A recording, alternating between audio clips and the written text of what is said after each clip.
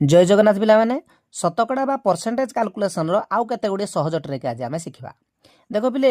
सब बेले आमे जानि छंती 450 रो 5 शतकड़ा 450 रो माने सब बेले आमे गुणन दबा रो माने गुणन देले 5 शतकड़ा माने 5 विभक्त 100 कले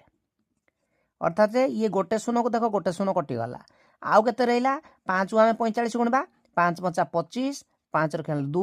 5 20 2 22 विभक्त 10 एक रे गोटे शून्य अच्छी डाण आड़ू गोटे अंक छाड़ा बिंदु देदेवा अर्थात केते हो 22.5 यहीटा को आम सहजरे जानापी कौन करवा सब बेले पिले मन रखि था ए गोटे शून्य काटिदेवा 5 को 45 गणी देना डाण आड़ू गोटे अंक छाड़ा देदेवा ताहले ये आम ये करवा गोटे शून्य काटिदे 3 को 32 गुणीदे आग 3 को 32 गुणिले केते हम पिले 3 2 गुणे 6 3 3 की 9 डाण आड़ू गोटे अंक छाड़ा बिंदु दे दियो बास हो गला। सेहीपरि देख 630 रो 6 शतकड़ा गोटे शून्य काटिदेवा ये 6 3 की 18 8 रखे आनला 1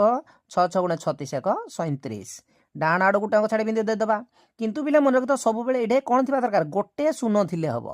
गोटे शून्य थिले ई प्रक्रिया आम बाहर करवा। तो ये गोटे शून्य काटिदेले 12 96